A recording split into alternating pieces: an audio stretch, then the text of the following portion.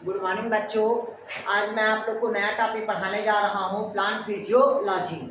तो plant physiology में हमारा जो पहला टॉपिक है रियल में ऐसे पहला टॉपिक तो आप लोग का प्लांट ट्रांसपोर्ट होता है, ठीक। उसके बाद मिनरल न्यूट्रिशन होता है, उसके बाद फोटोसिंथेसिस, उसके बाद रेस्पिरेशन, फिर प्लांट ग्रोथ और प्लांट रेगुलेटर हार्मोन्स होता है, ठीक। उसके बाद क्या होता है, सीड होता है, फिर सेंसेंस होता है, ठीक, और प्लांट लोकोमोशन होता है। ये पूरे प्लांट का होगा। लेकिन सबसे पहले अपन जो पढ़ाने जा रहे हैं वो क्या है आप लोग का, फोटोसिंथेसिस, जहाँ से हर साल 2 से 3 क्वेश्चन आता ही है। क्लियर है? केवल फोटोसिंथेसिस से क्वेश्चन आता है, ठीक। तो पहला हमारा जो टॉपिक है वो है आपका फोटोसिंथेसिस। फोटोसिंथेटिक मीन्स होता है प्रकाश संश्लेषण। तो क्या है प्रकाश संश्लेषण, ये इसको पहले समझिएगा आप लोग। तो सबसे पहले देखिएगा, जो फोटोसिंथेसिस होता है ये कहता ये है कि प्लांट में उपस्थित, प्लांट में प्रेजेंट क्या रहता है अभी आपका, क्लोरोफिल। पौधों में उपस्थित क्या रहेगा अभी आपका, क्लोरोफिल। किसकी प्रेजेंट में कहता है, सनलाइट, मतलब सूर्य प्रकाश की उपस्थिति में। किससे क्रिया करता है, कार्बन डाइऑक्साइड प्लस किससे क्रिया करता है, जल से। और क्रिया करके किसका निर्माण करता है, कार्बोहाइड्रेट का। इस क्रिया के दौरान क्या बाहर निकालेगा, क्लियर हो करके ध्यान से समझिएगा भाई। प्रकाश संश्लेषण सभी पौधों में होने वाली वह क्रिया है, पौधों में उपस्थित क्या रहता है आपका, क्लोरोफिल, सूर्य प्रकाश की उपस्थिति में कार्बन डाइऑक्साइड और जल से जैव रासायनिक क्रिया करके कार्बोहाइड्रेट का निर्माण करती है, और इस क्रिया के दौरान उत्पाद के रूप में ऑक्सीजन और जल क्या निकालती है, बाहर निकालती है। इस क्रिया को हम क्या कहते हैं भाई, प्रकाश संश्लेषण। अब क्वेश्चन पूछा आपसे कि फोटोसिंथेसिस में कौन सा रिएक्शन हुआ, तो जैव रासायनिक क्रिया हुआ पहला। दूसरा, प्रकाश संश्लेषण क्रिया के दौरान कौन सा भोज्य पदार्थ बना, तो कौन सा पदार्थ बना, कार्बोहाइड्रेट। प्रकाश संश्लेषण क्रिया के दौरान कौन सा भोज्य पदार्थ बाहर निकला, O2 और H2O। क्लियर हुआ तक के, तो डाउट कहीं पास आ गया, समझ नहीं आया?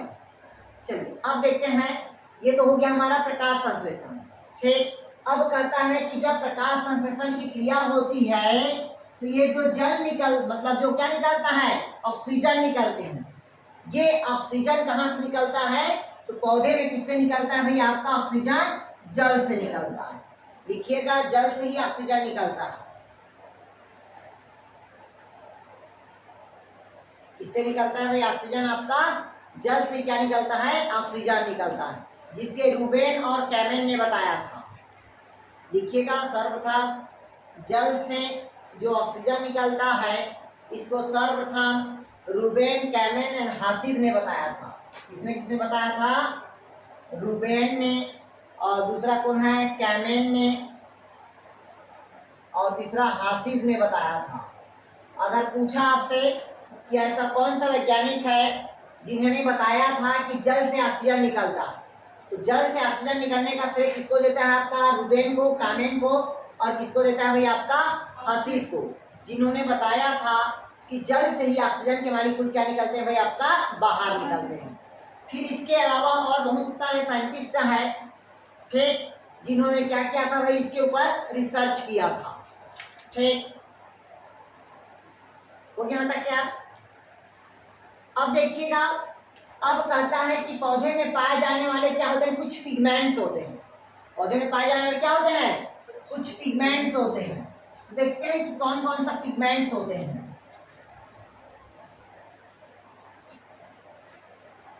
पौधे में पाए जाने वाले क्या होते हैं भाई आपका, पिगमेंट्स, जो लाइट को क्या करेगा, एक्सेप्ट करेगा।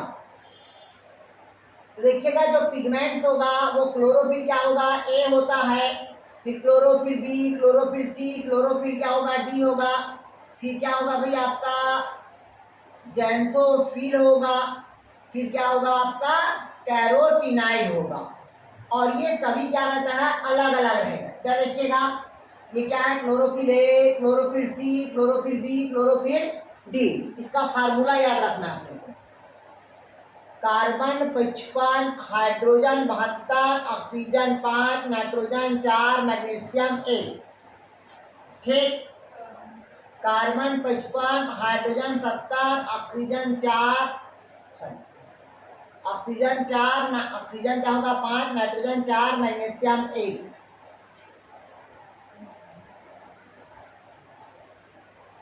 क्लोरोफिल सी का होता है carbon 35, hydrogen 32, oxygen 4, nitrogen 4, magnesium 1।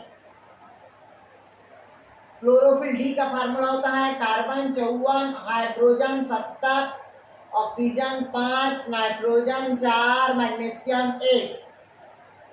Xanthophyll carbon 40, hydrogen 56, oxygen 2। Carotenoid carbon 40, hydrogen 56, oxygen 2।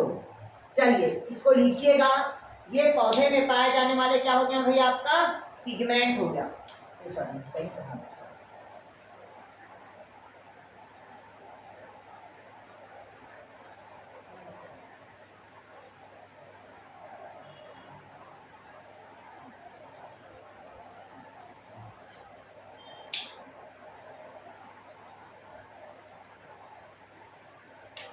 Oxygen 5 हो गया, यहाँ 5, यहाँ 6, यहाँ कितना होगा 5, यहाँ कितना होगा आपका 6। चलिए इधर देखिएगा, carbon 55, hydrogen 72, oxygen 5, nitrogen 4, magnesium 1। Carbon 55, hydrogen 70, oxygen कितना हो जाएगा यहाँ पास 6 हो जाएगा, नाइट्रोजन कितना होगा आपका 4, मैग्नीशियम कितना होगा 1। ये फार्मूला लिख लीजिए, फिर कलर बता रहे हैं। ये कार्बन 40 है, हाइड्रोजन 56, ऑक्सीजन 2 है, 4 है, नाइट्रोजन 4, मैग्नीशियम 1।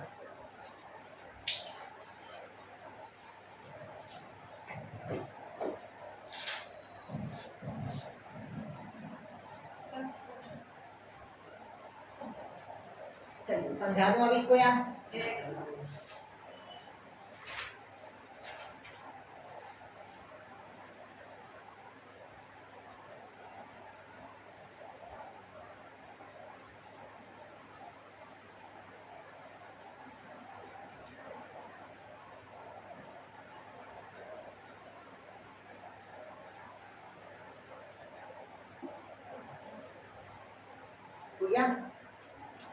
हो गया यार?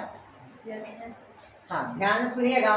सबसे पहले कहता है फोटोसिंथेटिक पिगमेंट, मतलब प्रकाश संश्लेषी क्या कहता है भाई आपका वर्ड।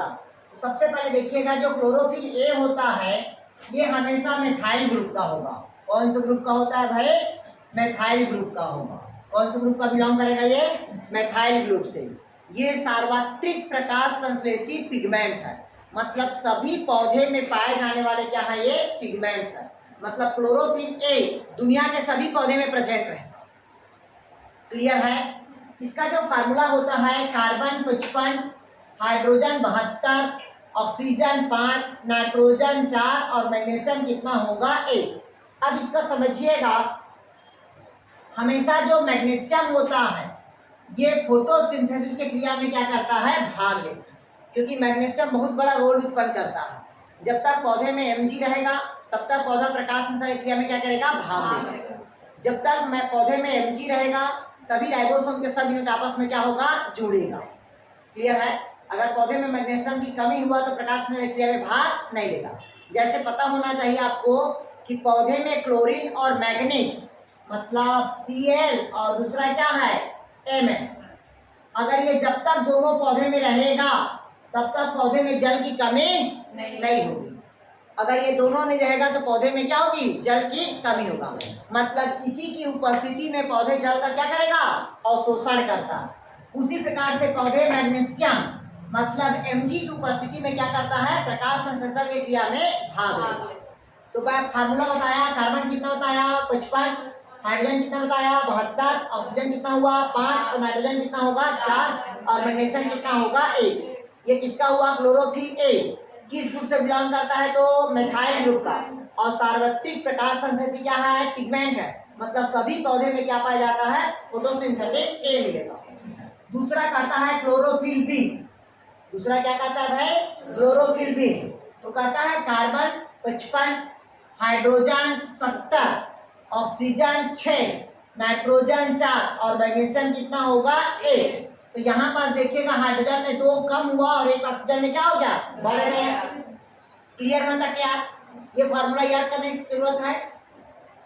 उसी प्रकार से क्लोरोफिल सी, तो क्लोरोफिल सी में क्लोरोफिल ए से क्लोरोफिल सी में 20-40 का अंतर है। 55 है तो क्या हो जाएगा 35, 20 अंतर हुआ। 72 है तो 40 अंतर हुआ, कितना हो गया 32। बाकी सब सेम रहेगा क्लोरोफिल ए जैसे। उसी प्रकार से क्लोरोफिल क्या होगा डी, तो जो क्लोरोफिल बी में से केवल एक कम होगा, 55 की जगह क्या हो जाएगा 54, बाकी सब क्या रहेगा सेम रहेगा। क्लियर हुआ? अब फिर जैंथोफिल होता है, कार्बन कितना होगा 40, हाइड्रोजन कितना होगा 56, ऑक्सीजन कितना होगा 2। कैरोटीन में कार्बन कितना होगा 40 और हाइड्रोजन कितना होगा 56। कैरोटीन में ऑक्सीजन नहीं रहेगा, उसको काट देंगे ना, ऑक्सीजन नहीं रहेगा ना यार। क्लियर हुआ? ये किसका हुआ भाई आपका कैरोटीनाइड का। तो डाउट कहीं पास? अब ध्यान समझिएगा कौन कौन सा कलर होता है। सबसे पहले देखिएगा जो क्लोरोफिल ए होता है ये लाइट ग्रीन होता है। कैसा होगा भाई आपका लाइट ग्रीन होगा। क्लोरोफिल बी डार्क ग्रीन होगा। कौन सा होगा भाई डार्क कलर। क्लोरोफिल सी कौन सा कलर होगा ब्राउन कलर। क्लोरोफिल डी कौन सा कलर होगा रेड कलर। जैंथोफिल कौन सा कलर होगा येलो कलर। कैरोटीनाइड कौन सा कलर होगा गाजरी कलर मतलब वायलेट कलर। आया समझ आ? मतलब ये पौधे में पाए जाने वाले क्या हो गया भी आपका पिगमेंट्स हो गया, जो प्रकाश संश्लेषण की क्रिया में क्या करेगा भाग लेगा।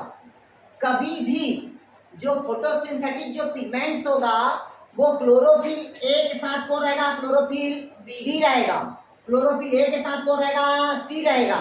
ए के साथ क्या रहेगा डी रहेगा और ए के साथ क्या रहेगा जैंथोफिल। ए के साथ क्या रहेगा कैरोटीन। मतलब ए का होना अत्यंत आवश्यक है। क्यों?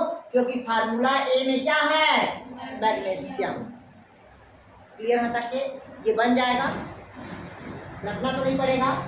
अब रटना नहीं पड़ेगा, इधर समझिएगा कैसे इसको रटना नहीं पड़ेगा। मैं पहले बताया था जो क्लोरो, इधर देखिएगा, इधर देखिए पहले जो क्लोरोफिल ए होगा कितना बताया कार्बन 55, हाइड्रोजन 72, ऑक्सीजन 5, नाइट्रोजन 4 और मैग्नीशियम 1। ये किसका हुआ क्लोरोफिल ए। ए के साथ किसको जोड़ दो बोला सी को। इसमें 20 का अंतर और इसमें 40 का। तो कार्बन कितना हो जाएगा 35, हाइड्रोजन कितना हो जाएगा 32, बाकी सब सेम। क्लियर हुआ तक के? उसी प्रकार से क्लोरोफिल क्या होगा बी। कार्बन कितना बताया 55, हाइड्रोजन कितना होगा 70, oxygen 6, nitrogen 4, magnesium 1। Chlorophyll B के साथ किसको जोड़ दो बोला डी को। इसमें एक का अंतर कर दो तो कार्बन कितना हो जाएगा 54, बाकी सब। क्लियर है तक के? उसी प्रकार से जैंथोफिल का बताया कार्बन कितना बताया 40, हाइड्रोजन कितना बताया 56, ऑक्सीजन कितना होगा 2। फिर कैरोटीनाइड का केवल क्या बताया कार्बन 40, हाइड्रोजन 56। ये पौधे में पाए जाने वाले क्या हो गया अभी आपका पिगमेंट्स होगा। क्लियर हुआ था क्या? डाउट कहीं पास आ जाएगा? मतलब ये जो कलर है, ये जो पत्ती का कलर है, ये उसको डिफाइन करता है ना। पत्ती का कलर मतलब क्लोरोफिल को डिफाइन करता है। हाँ वही, जैसे प्लांट में रेड दिखता है। हाँ तो वो क्लोरोफिल डी मिलेगा। इन्हीं लोग का वो है। हाँ क्लियर हुआ था क्या? डाउट कहीं पास बन जाएगा यहाँ तक के? फिर आगे देखते हैं ये पौधे में पाए जाने वाले क्या हुए पिगमेंट्स हुए। अब देखते हैं कि पौधे में पाए जाने वाले जो क्लोरोप्लास्ट होगा, पौधे में पाए जाने वाले क्या है भी आपका क्लोरोप्लास्ट, उसका जो शेप होगा वो अलग अलग होता है। पौधे में पाए जाने वाले जो क्लोरोप्लास्ट का शेप क्या होगा अलग अलग होगा। जैसे कि आप लोग को पता होना चाहिए कि पौधे में जो क्लोरोप्लास्ट पाया जाता है उसका शेप क्या होगा अलग अलग। जैसे कि क्वेश्चन कभी कभी पूछता है कप शब्द किसमें पाया जाता है, कप शब्द, तो कप शब्द क्लोरोप्लास्ट किसमें मिलेगा क्लोरेला पे और दूसरा क्लेमाइडो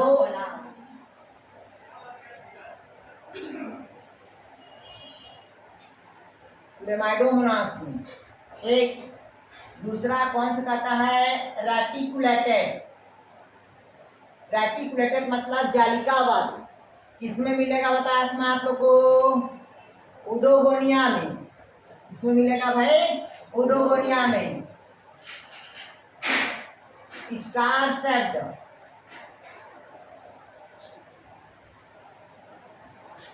जिग्निमा में मिलता है।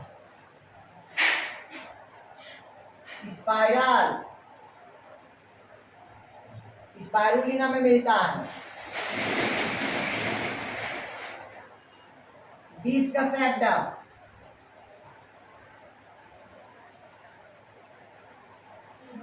पॉलियोकिट में मिलता है।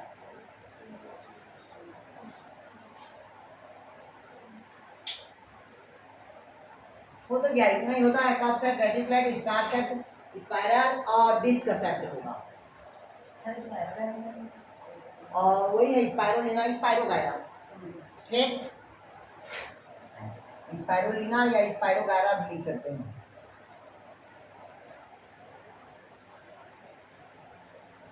चलो लिखिएगा।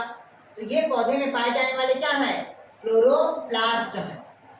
ठीक है यार, जिसके कारण क्या कहता है, प्रकाश संश्लेषण क्रिया वही होती है।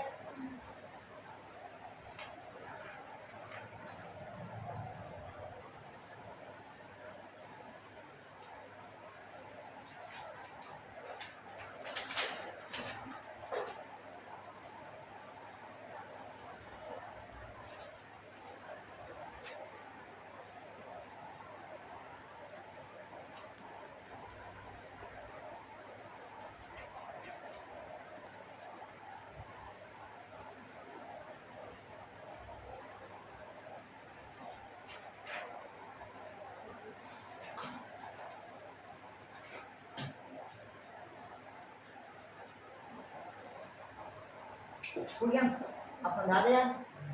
चलिए इधर देखिएगा आप, ये क्लियर हुआ। इधर समझिएगा, कभी कभी क्वेश्चन इसमें मैच करने के लिए देता है। कैसा करने के लिए देता है, मैच करने के लिए। और जो शुरू पढ़ाए थे क्लोरोफिल का पिगमेंट, उसमें पूछ देगा क्लोरोफिल ए का फार्मूला कौन है, क्लोरोफिल बी का फार्मूला क्या है, केवल उसमें फार्मूला पूछता। इसमें क्या देता है, मैच करने के लिए देगा। जैसे पूछ देगा आपसे यहाँ पास कि कब से कौन सा क्लोरोप्लास्ट दिखाई देता है, किसका, तो किसमें मिलेगा, क्लोरेला और क्लेमाइडोमोनास। रेटिकुलेट में क्या होगा, जालिकाबद्ध। इसका मतलब समझते हो, कप मतलब ऐसा है, मतलब ये क्या दिख रहा है, कप के आकार का दिखाई दे रहा है। रेटिकुलेट मतलब ऐसा है, मतलब क्या होगा, ये इस प्रकार का दिखाई दे रहा है, जालिकाबद्ध। ये क्या हो जाएगा, रेटिकुलेट। स्टार सेट मतलब इस प्रकार का है कि ऐसे दिखाई दे रहा है, वो क्या कहलाएगा, स्टार सेट। ऐसा जो दिख रहा है वो क्या कहलाएगा, स्पाइरल। डिस्क का शेप ऐसा है, ऐसे से बीच में डिस्क दिख रहा है, वो क्या कहलाएगा, डिस्क का शेप होगा। बीच बीच में क्या रहेगा, सीटा रहता है इसमें। ठीक, तो ये किसमें मिलेगा, कोलियोकैट में मिलेगा। क्लियर है तक यार। अब कहता है, अब देखते हैं कि पहले तो हो गया, हम पौधे में क्या देखे, पौधे में पाए जाने वाला पिगमेंट देख लिए। पिगमेंट के बाद देखे क्लोरोप्लास्ट का शेप देख लिए। अब देखते हैं कि कौन सा प्लांट कितने लाइट को एब्जॉर्ब करता है, कितने एनएम को लाइट को एब्जॉर्ब करता है। क्योंकि पौधा लाइट को एब्जॉर्ब करेगा तभी फोटोसिंथेसिस करेगा ना। तो सबसे पहले देखते हैं लाइट का स्पेक्ट्रम।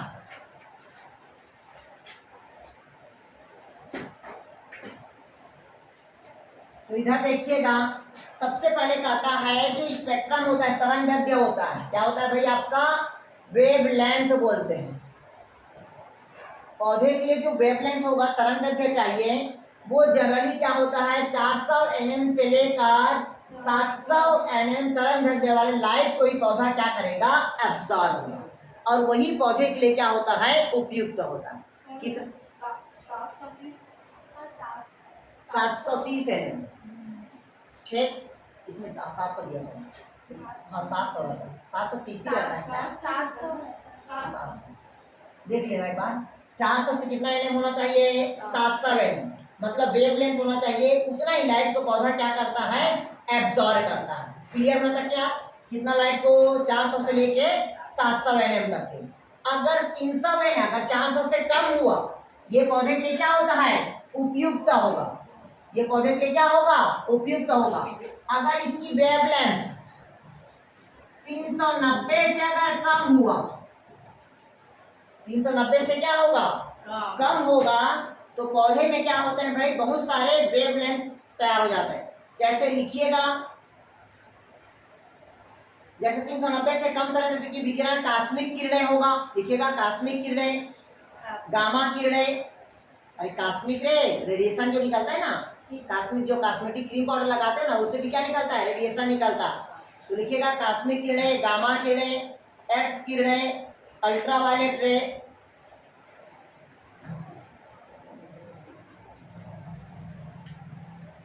क्लियर है, क्या क्या लिखे भाई, 390 से कम कास्मिक किरणें, गामा किरणें, एक्स किरणें और अल्ट्रावायलेट किरणें होगा। क्लियर है तक के? इससे कम वाला 390 से कम वाला किरण, अगर यहीं से 760 एनएम से अधिक तरंगदैर्ध्य वाला होगा तो वो इंफ्रारेड कहलाता है, रेडियो किरणें कहलाती है। कितना भाई आपका, 760 से अधिक वाले, लिखिए लिखिए 760 से अधिक एनएम वाले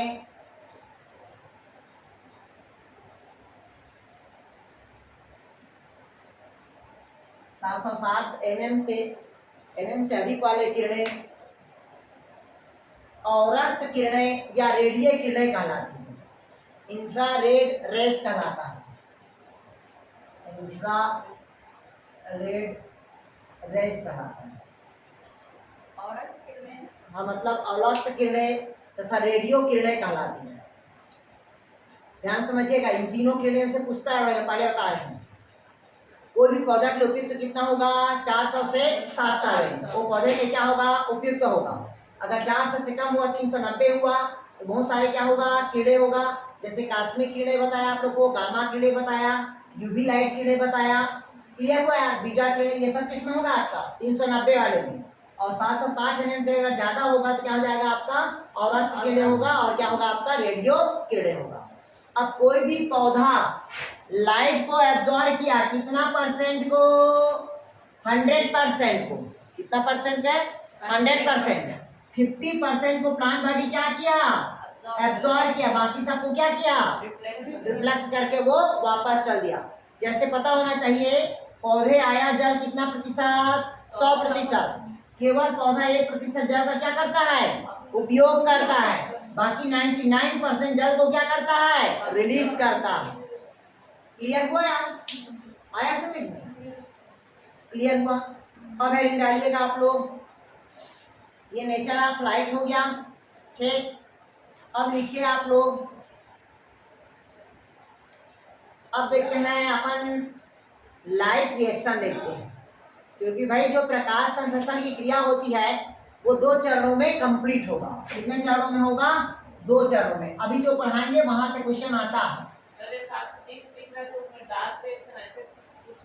तो सब बताएंगे ना अभी। इधर देखिएगा, अब जो फोटोसिंथेसिस होगा वो 2 चरणों में कंप्लीट होगा। कितना चरणों में कंप्लीट होगा, 2 चरणों में। पहला होता है आपका लाइट रिएक्शन। पहला कौन सा रिएक्शन होगा, लाइट रिएक्शन।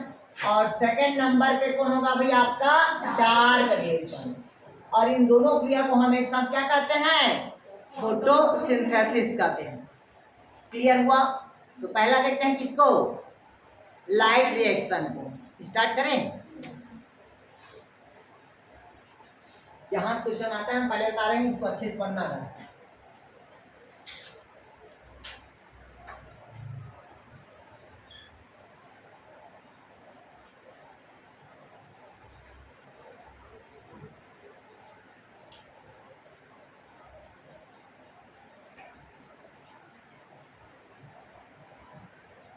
देखिएगा, लाइट रिएक्शन। लाइट रिएक्शन मतलब होता है प्रकाशीय अभिक्रिया। तो लाइट रिएक्शन को सर्वप्रथम हिल नामक वैज्ञानिक ने दिया था, जिसको हम कहते हैं हिल रिएक्शन कहा जाता है। पढ़े होंगे आप लोग स्टीफन हिल्स, ठीक। तो लाइट रिएक्शन को हम क्या कहते हैं भाई, हिल रिएक्शन के नाम से जाना जाता है। या इसी को कहते हैं प्रकाशीय अभिक्रिया, या इसी को कहते हैं जेड स्कीम कहते हैं। इसी को क्या कहेंगे भाई अपन, जेड स्कीम कहेंगे। क्लियर है। अब देखिएगा लाइट रिएक्शन क्या होता है, इधर पहले समझिएगा। जनरली लाइट रिएक्शन क्लोरोप्लास्ट के कहाँ होगा? ग्रेना में होगा। लाइट रिएक्शन क्लोरोप्लास्ट कहाँ होगा? ग्रेना पे होगा। पहला कंडीशन। अगर पूछा लाइट रिएक्शन कहाँ होगा तो क्लोरोप्लास्ट के ग्रेना में। ठीक, तो डाउट कहीं पास यार? जब लाइट रिएक्शन क्लोरोप्लास्ट के ग्रेना पे होता है तो पूरे पौधे में जो एक पौधे की पत्ती में क्लोरोप्लास्ट की संख्या 40 से कितना होता है? 50 होगा। 40 से कितना होगा? 50। और एक क्लोरोप्लास्ट के अंदर पे जो ग्रेना की संख्या होगा वो भी 40 से कितना होगा? 50 होगा। जैसे क्लोरोप्लास्ट का संरचना हुआ, जैसे मान लीजिए पौधे का क्या हुआ? पत्ती हुआ। तो एक पत्ती में जो क्लोरोप्लास्ट की संख्या एक हो सकता है, 2 3 4 5 6 ऐसे करके कितना होगा? 40 से 50 रहेगा। और एक क्लोरोप्लास्ट में जो ग्रेना की संख्या होगा वो भी कितना होगा? 40 से 50 होगा। आया समझ में? तो लाइट रिएक्शन क्लोरोप्लास्ट कहाँ होगा? ग्रेना पे होगा। ठीक, अब समझिएगा इसको यार। जब लाइट रिएक्शन क्लोरोप्लास्ट के ग्रेना में हुआ तो पौधों में उपस्थित क्या था? पौधों में उपस्थित क्या है? जल है। ध्यान समझिएगा। लाइट रिएक्शन क्लोरोप्लास्ट कहाँ होगा? ग्रेना पे होगा। जबकि पौधों में उपस्थित क्या है? जल है। जल से कौन सा मॉलिक्यूल बाहर निकलता बताया था? ऑक्सीजन के मॉलिक्यूल। बचा कौन सा मॉलिक्यूल? हाइड्रोजन के मॉलिक्यूल। हाइड्रोजन के मॉलिक्यूल किसके साथ क्रिया करता है? NADP के साथ क्रिया करता है और क्या बनाता है भैया? आपका 2NADPH2 का क्या करेगा? निर्माण करेगा। जबकि पौधे में क्या रहता है? ADP किसके साथ रिएक्शन करता है? इनऑर्गेनिक फास्फेट के साथ क्रिया करता है और किसका निर्माण करेगा? ATP का निर्माण करेगा। ATP के बनने की क्रिया को हम क्या कहेंगे? फोटो फास्फोराइलेशन कहते हैं। अच्छा, क्लियर नहीं दिख रहा है क्या? 1 मिनट, कट के जुड़ रहे हैं हम। इधर देखिएगा, ये यहाँ से क्वेश्चन बनता है भाई, ध्यान से समझिएगा। सबसे पहले इधर देखिएगा, अगर आपसे पूछा लाइट रिएक्शन, क्या पूछा भाई आपसे? Light reaction. तो लाइट रिएक्शन क्लोरोप्लास्ट कहाँ होगा बोला मैं आप लोग को? ग्रेना में। पौधों में उपस्थित क्या रहता है? जल। हमने पहले बता दिया था कि कोई भी प्लांट बॉडी जल के अब्जॉर्ब तभी करेगा जब पौधे में क्लोरीन और क्या रहेगा?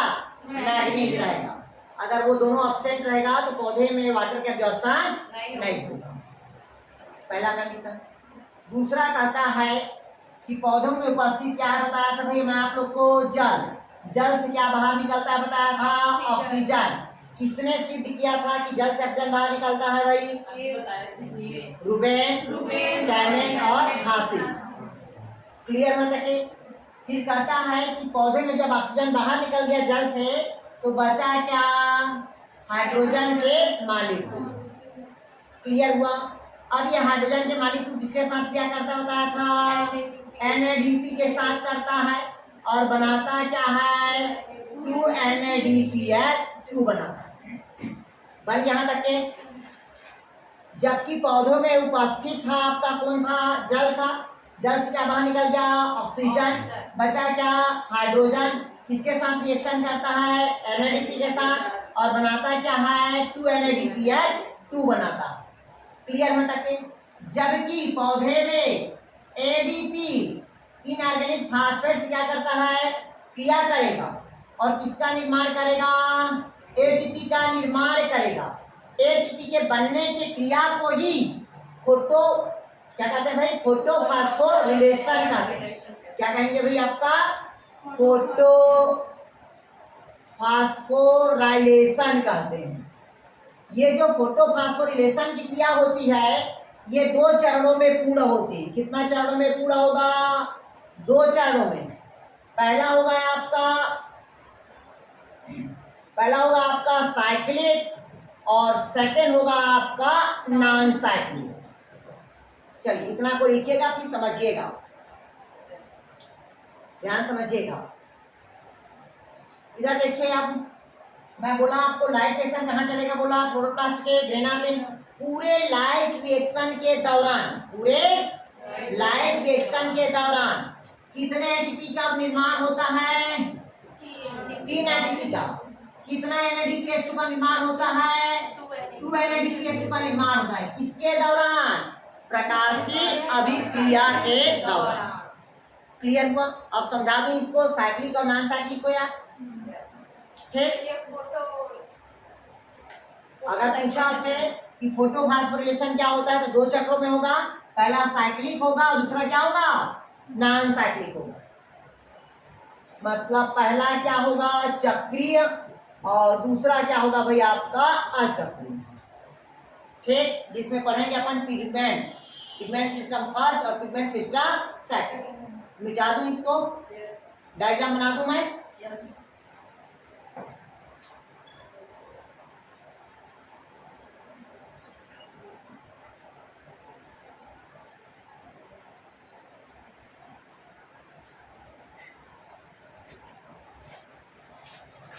चलिए अब देखते हैं भाई अपन पिगमेंट सिस्टम फर्स्ट को देखते हैं। ठीक है, हम डायग्राम बना रहे हैं भाई, यूज कर देते हैं वीडियो को। चलिए ध्यान से समझिएगा। सबसे पहले कहता है लाइट रिएक्शन। तो लाइट रिएक्शन में बताया क्लोरोप्लास्ट कहाँ होता है? ग्रेना पे। पौधे में उपस्थित क्या रहता है? जल होता है। जल से क्या बाहर निकलता है बताया था? ऑक्सीजन। बचा क्या? हाइड्रोजन। किसके साथ क्रिया करेगा बोला था? NADP के साथ। बनाता क्या है? NADPH2। जबकि पौधे में क्या रहता है? ADP। इनऑर्गेनिक फास्फेट से क्या करता है? क्रिया करता है और ATP का क्या करता है? निर्माण करता है। ATP के बनने की क्रिया को अपन क्या कहते हैं भाई? फोटोफॉस्फोरिलेशन कहते हैं। कितने चक्र में होगा बोला? 2 चक्र। पहला क्या होगा? साइक्लिक और दूसरा क्या होगा आपका? Non cyclic. तो पहला अपन देखते हैं क्या? साइक्लिक। ध्यान से देखते चले जाएंगे, एक बार में समझ आएगा। सबसे पहले कहता है कि पौधे में क्या होता है? Pigment system first. Pigment system first. ये देखिएगा, ये लिखा है पिगमेंट सिस्टम फर्स्ट। कितने NM वाला होता है? तो 700 NM वाला होगा, पहला कंडीशन। फिर 700 NM पिगमेंट सिस्टम है तो कोई भी पिगमेंट सिस्टम के चारों तरफ क्लोरोफिल के पिगमेंट्स होते हैं। क्या होता है भाई आपका? क्लोरोफिल्स होते हैं। तो ये जो पिगमेंट सिस्टम फर्स्ट था, इसी को हम कहते हैं रिएक्शन सेंटर कहेंगे। क्या कहेंगे भाई इसको? Reaction centre. तो रिएक्शन सेंटर पिगमेंट सिस्टम कौन कहलाएगा? फर्स्ट। कितना NM वाला होगा? 700 NM। इसके चारों तरफ क्या रहेगा? क्लोरोफिल के मॉलिक्यूल्स। ये क्लोरोफिल के मॉलिक्यूल कितने मॉलिक्यूल रहेगा? क्लोरोफिल के मॉलिक्यूल 200 मॉलिक्यूल होगा। कितने मॉलिक्यूल होगा? 200 मॉलिक्यूल। पिगमेंट सिस्टम फर्स्ट को रिएक्शन सेंटर के नाम से जाना जाता है। पहला क्लियर हुआ था क्या? ठीक, रिएक्शन सेंटर के चारों तरफ क्या सा मॉलिक्यूल रहेगा बोला मैं आप लोग को? क्लोरोफिल के मॉलिक्यूल। कितने मॉलिक्यूल बताया? 200 मॉलिक्यूल। अब जो 200 मॉलिक्यूल होता है, अब कोई भी क्लोरोफिल किसको एब्जॉर्ब करेगा बोला तो मैं आप लोग को? लाइट को। किसको एब्जॉर्ब करेगा? लाइट को। तो जब पौधा लाइट को एब्जॉर्ब करता है, कितने फोटॉन को एब्जॉर्ब करेगा? 8 फोटॉन को। जैसी पौधा लाइट को एब्जॉर्ब कर लिया, लाइट एब्जॉर्ब करने के बाद वो पौधा क्या होगा? स्टिमुलेट हो जाएगा, उत्तेजित हो जाएगा। और उत्तेजित होने से पिगमेंट सिस्टम फर्स्ट से ही कितने इलेक्ट्रॉन निकलेगा? 4 इलेक्ट्रॉन। क्वेश्चन पूछता है कि जो इलेक्ट्रॉन निकलता है वो किससे निकलता है? तो पिगमेंट सिस्टम फर्स्ट से। कितना इलेक्ट्रॉन निकला बोला मैं आप लोग को? 4 इलेक्ट्रॉन। या पहले लिख लो या पहले समझ लो, दोनों एक कम मत करो। ठीक, कितना इलेक्ट्रॉन निकलेगा बोला मैं आप लोग को? 4 इलेक्ट्रॉन। किसको दिया? वो अननोन पर्सन। किसको दिया? Unknown person. ये जो अननोन पर्सन होता है, ये 4 इलेक्ट्रॉन किसको देता है? FRS को। FRS मतलब होता है पैराडॉक्से रेड्यूसे सिस्टम। क्या होगा भाई आपका? पैराडॉक्से रेड्यूसे सिस्टम। क्लियर हुआ? मतलब किसको दिया? FRS को दिया। कितना इलेक्ट्रॉन दिया? 4 इलेक्ट्रॉन। ये 4 इलेक्ट्रॉन किसको देगा? FD को देगा। FD मतलब होता है पैराडॉक्सिक। किसको देगा भाई? पैराडॉक्सिल। अब ये एफडी किसको देगा? साइटोक्रोम B6 को देगा। किसको देगा? साइटोक्रोम B6 को। अब ये साइटोक्रोम B6 किसको देगा? साइटोक्रोम F को देगा। किसको देगा? साइटोक्रोम F को। कितना इलेक्ट्रॉन दिया? 4 इलेक्ट्रॉन। और साइटोक्रोम F किसको देगा? PC को देगा। किसको देगा भाई? PC को। और PC वापस कर देगा इलेक्ट्रॉन किसको? रिएक्शन सेंटर फर्स्ट को। इस क्रिया में प्लास्टोसाइनिंग, PC मतलब होता है प्लास्टोसाइनिंग। PC मतलब क्या होगा भाई आपका? प्लास्टोसाइनिंग। अब कहता है इस पूरी क्रिया में मतलब पूरी साइक्लिक में 2 जगह पर एटीपी का निर्माण होता है। जैसे कि बोला मैं आप लोग को एफडी मतलब पौधे में क्या रहता है? एडीपी है। किसके साथ क्या करेगा बोला मैं? इनऑर्गेनिक फास्फेट के साथ। क्या बनाया आप लोग का? एटीपी का निर्माण किया। जबकि दूसरा साइटोक्रोम F क्या बना? साइटोक्रोम F बना। साइटोक्रोम B6 से साइटोक्रोम F बना। यहाँ पास भी क्या होता है भाई आपका? एडीपी इनऑर्गेनिक फास्फेट से क्रिया करेगा और किसका निर्माण करेगा? एटीपी का निर्माण करेगा। मतलब केवल 2 जगह पर कितना एटीपी का निर्माण हुआ? 2 एटीपी का। इधर समझिए अब इसको साइक्लिक क्यों कहा जाता है। सबसे पहले बताया पिगमेंट सिस्टम क्या होता है? फर्स्ट, जिसे हम क्या कहते हैं? रिएक्शन सेंटर कहते हैं। अब इस रिएक्शन सेंटर के चारों तरफ क्या रहेगा आपका? क्लोरोफिल के मॉलिक्यूल। कितने मॉलिक्यूल बताया? 200 मॉलिक्यूल। ये मॉलिक्यूल लाइट को क्या करेगा? एब्जॉर्ब करेगा। कितने प्रोटॉन को किया? 8 प्रोटॉन को। जैसे ही प्रोटॉन को एब्जॉर्ब करेगा तो वो कौन सा अवस्था में जाएगा? स्टिमुलाइट अवस्था में। तो जैसे ही स्टिमुलाइट अवस्था आएगा तो कितना इलेक्ट्रॉन रिलीज करेगा? 4 इलेक्ट्रॉन। वो इलेक्ट्रॉन किसको देगा? अननोन को। अननोन 4 इलेक्ट्रॉन किसको देगा? FRS को। FRS 4 इलेक्ट्रॉन किसको देगा? FD को देगा। FD 4 इलेक्ट्रॉन किसको देगा? साइटोक्रोम B6 को देगा। और साइटोक्रोम B6 से 4 इलेक्ट्रॉन किसको देगा? साइटोक्रोम F को। और साइटोक्रोम F किसको देगा भाई आपका? PC को देगा। इसको कहते हैं प्लास्टोसाइनिंग। और PC पुनः 4 इलेक्ट्रॉन किसको देगा? रिएक्शन सेंटर फर्स्ट को। इस क्रिया में 2 जगह पर किसका निर्माण होगा? एटीपी का निर्माण हुआ। क्लियर हुआ है तक? तो जो इलेक्ट्रॉन निकला था पिगमेंट सिस्टम फर्स्ट से वो घूम के वापस आया। जब घूम के वापस आया इस कारण उसको कौन साइकिल कहते हैं? साइक्लिक फोटोफॉस्फोरिलेशन कहते हैं। क्लियर हुआ है तक? नहीं आया समझ? पक्का? अब दूसरा कहता है नॉन साइक्लिक फोटोफॉस्फोरिलेशन। तो इधर समझिएगा नॉन साइक्लिक को भाई। अब कहता है ये नॉन साइक्लिक है। ये क्या है भाई आपका? Non cyclic. किसको कहते हैं? Pigment system second. कितना NM वाला होता है? 680 NM वाला। कितने NM वाला होगा? 680। तो पहले मैं पौधे में बताया था कि सर्वप्रथम पौधे में उपस्थित क्या रहेगा बताया था? जल। तो सर्वप्रथम पौधे में क्या उपस्थित हुआ? क्लियर हुआ?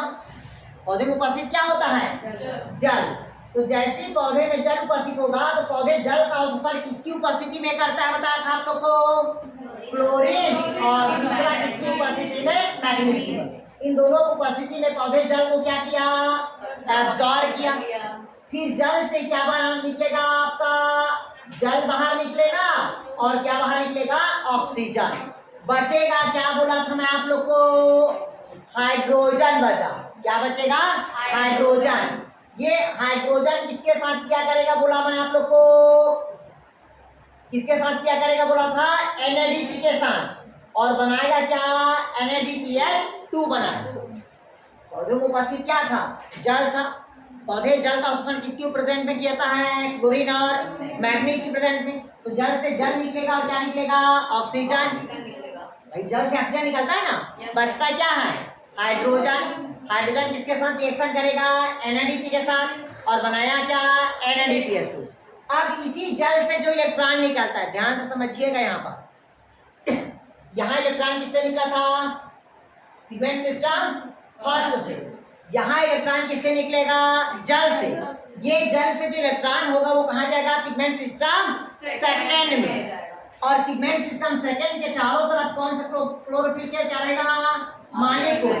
कितने क्लोरोफिल के मॉलिक्यूल रहेगा? तो 200। कितने प्रोटॉन को ग्रहण करेगा बोला मैं आप लोग को? 8 प्रोटॉन को। जैसे ही ग्रहण करेगा तो कितना इलेक्ट्रॉन निकला है यहाँ से? जल से 4। किसको दिया? Pigment system second. Pigment system electron किसको देगा? 4 इलेक्ट्रॉन क्यूनिन को देगा। किसको देगा? क्यूनिन को। और ये क्यूनिन किसको देगा? साइटोक्रोम B559 को देगा। साइटोक्रोम B559 किसको देगा आपका? ये देगा आपका, किसको देगा भाई? PQ को, प्लास्टोक्यूनिन को। किसको देगा? प्लास्टोक्यूनिन को। अब प्लास्टोक्यूनिन किसको देगा? साइटोक्रोम F को। इस जगह पे क्या होगा? ADP इनऑर्गेनिक फास्फेट के साथ क्या करता है? किसका निर्माण करेगा? ADP का। और ये इलेक्ट्रॉन यहाँ से ट्रांसफर होते हुए कहाँ जाएगा आपका? साइटोक्रोम F से होते हुए साइटोक्रोम, सॉरी कहाँ जाएगा? साइटोक्रोम F से होते हुए P से गया। तो जो इलेक्ट्रॉन जल से निकला है वो वापस आया क्या? नहीं आया। कहाँ चला गया? पिगमेंट सिस्टम फर्स्ट में चला गया। इस कारण इस साइकिल को हम क्या कहते हैं? नॉन साइक्लिक फोटो फास्फोराइलेशन कहेंगे। क्लियर हुआ तक के? आया नहीं है? ध्यान से समझिए, ध्यान से समझिएगा। सबसे पहले कहता है आपका, क्या कहता है अभी आपका? हेलो ज्योति, कमलेश, शिव, रेखा, माधुरी, आरती, इसको समझिएगा आप लोग अच्छे से। सबसे पहले कहता है डार्क, मतलब क्या कहता है भाई? लाइट रिएक्शन का नॉन साइक्लिक फोटोफॉस्फोरिलेशन। सबसे पहले पौधों में उपस्थित क्या रहता है? जल। जल से क्या बाहर निकल गया? ऑक्सीजन। बचा क्या? हाइड्रोजन। किसके साथ क्या किया? NADP के साथ बना दिया क्या? NADPH2 बना दिया। इसी जल तभी पौधे में एब्जॉर्ब करता है जब पौधे में क्या रहता है? क्लोरीन और मैग्नीज रहेगा। पहला, जैसी पौधे जल का एब्जॉर्ब किया तो जल से क्या बाहर निकलेगा? इलेक्ट्रॉन बाहर निकलेगा। जैसी जो इलेक्ट्रॉन 4 इलेक्ट्रॉन निकलेगा वो कहाँ जाएगा? रिएक्शन सेंटर सेकंड में जाएगा, जो कितने मॉलिक्यूल वाला है? 600 Nm। कितना है पिगमेंट सिस्टम? सेकंड। उसके चारों तरफ कौन सा रहेगा? क्लोरोफिल के मॉलिक्यूल। कितने मॉलिक्यूल रहेगा? 200 मॉलिक्यूल। वो 200 मॉलिक्यूल लाइट को क्या करेगा? एब्जॉर्ब करेगा। कितने प्रोटॉन को एब्जॉर्ब करेगा? 8 प्रोटॉन को। जैसे एब्जॉर्ब करेगा तो उससे जो इलेक्ट्रॉन जो जल से निकला हुआ है वो इलेक्ट्रॉन कहाँ आया? पिगमेंट सिस्टम सेकंड में। अब वो पिगमेंट सिस्टम सेकंड से जो इलेक्ट्रॉन किसको देगा? क्यूनिन को देगा। किसको देगा? क्यूनिन को। वो क्यूनिन पुनः 4 इलेक्ट्रॉन किसको देगा? साइटोक्रोम B559 को देगा। साइटोक्रोम B559 4 इलेक्ट्रॉन किसको देगा? आपका PQ को देगा, प्लास्टोक्यूनिन को। उधर P से प्लास्टोसाइनिन था और PQ मतलब क्या है? प्लास्टोक्यूनिन है। ये पूरा इलेक्ट्रॉन किसको देगा? साइटोक्रोम F को देगा। और वहीं पास साइटोक्रोम जब F में देता है तो वहीं पास ADP से क्या बनता है? इनऑर्गेनिक फास्फेट से क्रिया करता है और ADP का क्या करता है? निर्माण करता है। क्लियर हुआ? अब क्वेश्चन क्या बनता है समझिए, अच्छे से सुनेंगे समझ आएगा। अब क्वेश्चन पूछा कि लाइट रिएक्शन के कौन सा फास्फोरिलेशन क्रिया के दौरान ऑक्सीजन उत्पन्न होता है? साइक्लिक में होता है कि नॉन साइक्लिक में? ऑक्सीजन कहाँ निकला? नॉन साइक्लिक में कितने ATP का निर्माण हुआ? साइक्लिक में कितना ATP का निर्माण हुआ? खनिज मिनरल न्यूट्रिशन की आवश्यकता कहाँ पड़ी? नॉन साइक्लिक में क्लोरीन और मैग्नीज। NADPH2 का निर्माण कहाँ होगा? नॉन साइक्लिक में। आया कुछ समझ रही?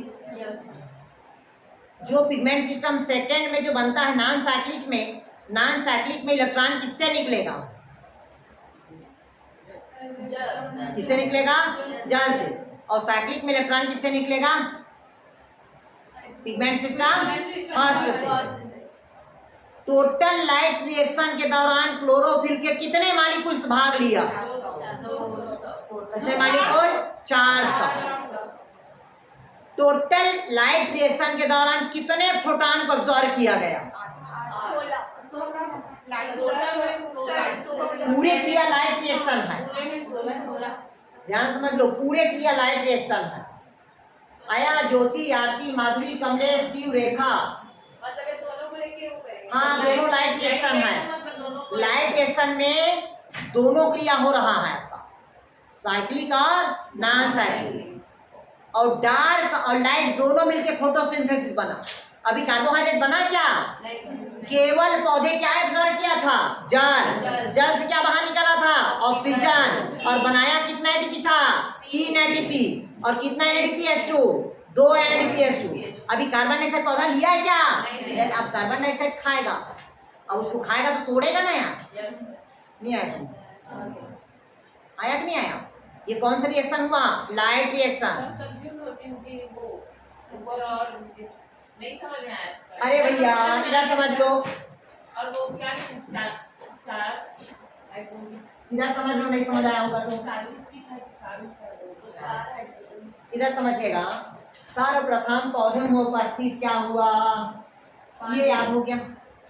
कितने मॉलिक्यूल हुआ? 4। इसी से हम डायरेक्ट बाहर निकाल देते हैं किसको? हाइड्रोक्सिल समूह को। तो इसको बाहर निकाल दिए, मतलब 4 ऑक्सीजन निकल गया, 4 हाइड्रोजन निकल गया। अब बचा क्या इसमें? हाइड्रोजन कितना बचा भैया आपका? 4 बचेगा ना? 4 बचा कि नहीं बचा? 4 जो बचा वो कहाँ चला गया? ऊपर चला गया। किसके साथ क्रिया करेगा बोला मैं आप लोग को? NADPH के साथ। और क्रिया करके क्या बना देता है? NADPH2 बना दिया। क्लियर हुआ तक के? अब इसमें 4 हाइड्रोजन ऊपर चला गया तो 4 हाइड्रोजन बचेगा ना यार। तो ये जो 4 हाइड्रोजन है ना, तो ये टूटा, 2H2 तो जल बाहर निकला। और इसी से क्या बाहर निकल गया? ऑक्सीजन बाहर निकला ना यार। इसी जल से क्या निकला? इलेक्ट्रॉन निकला। किसको देगा? पिगमेंट सिस्टम सेकंड को। कितना NM वाला है? 680। नहीं आया समझ? कितने प्रोटॉन ग्रहण किया बोला मैं आप लोग को?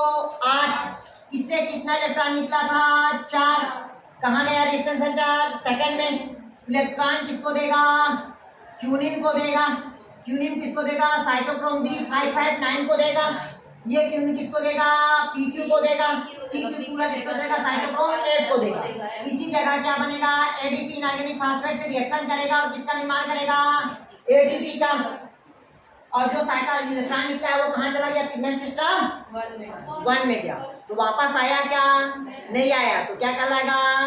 Non cyclic photophosphorylation. अब अगला लिखिएगा डार्क रिएक्शन।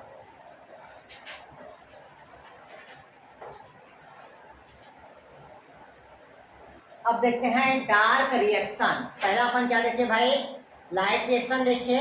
अब दूसरा अपन क्या देख रहे हैं भाई? अपन डार्क रिएक्शन। इधर अच्छे से समझेंगे भाई। ये कहलाता है डार्क रिएक्शन। डार्क रिएक्शन मतलब होता है अंधकार अभिक्रिया। तो कहता है कि पौधे में जो डार्क रिएक्शन होता है वो क्लोरोप्लास्ट के कहाँ होगा? तो स्ट्रोमा में होगा। डार्क रिएक्शन कहाँ होगा? क्लोरोप्लास्ट के स्ट्रोमा में होगा। आप लोग को दिख रहा है यार? शिव, कमलेश, ज्योति, माधुरी, आरती, रेखा। तो डार्क रिएक्शन क्लोरोप्लास्ट में कहाँ होगा बोला मैं आप लोग को? स्ट्रोमा पे। क्लियर है तक के?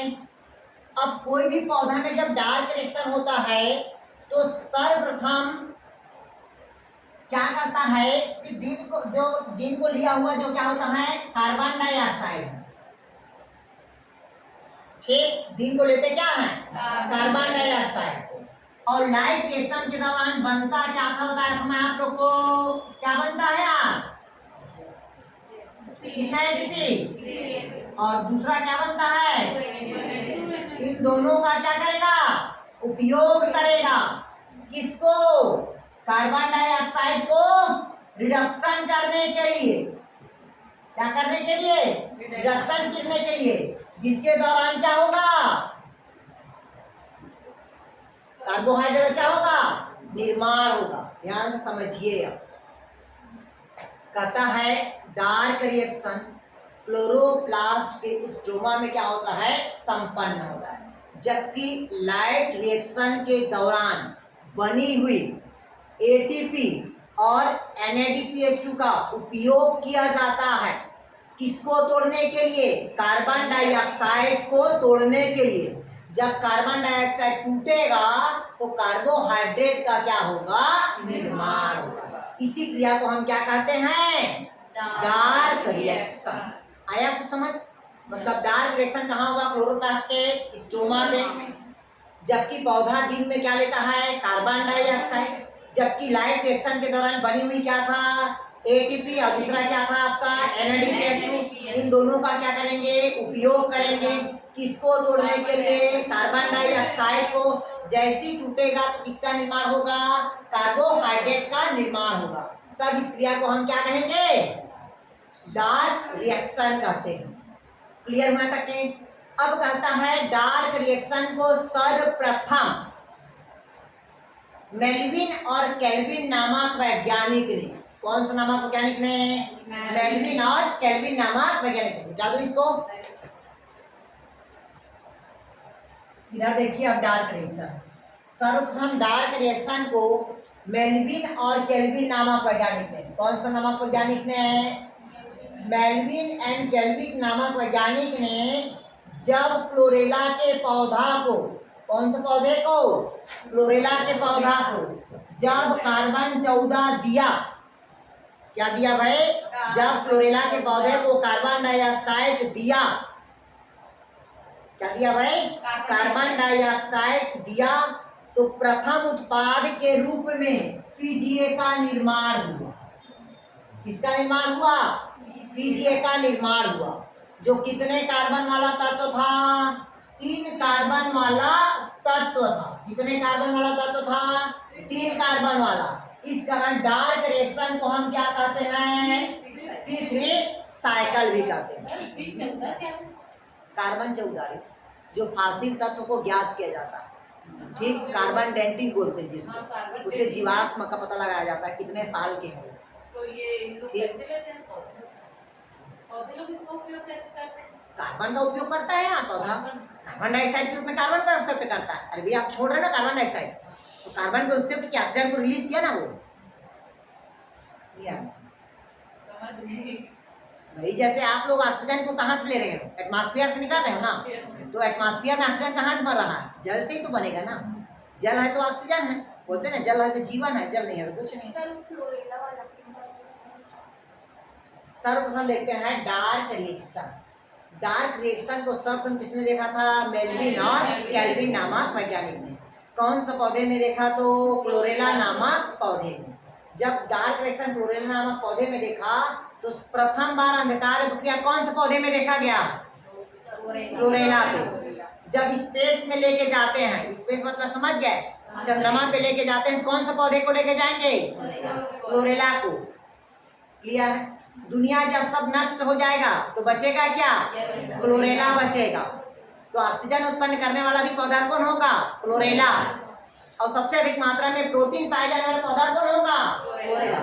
इसी कारण स्पेस में जाते हैं, जिस पौधा को क्या करते हैं, लेके जाते हैं। और क्लोरेला कैसा होता है, तो नॉन मोटाइल होगा।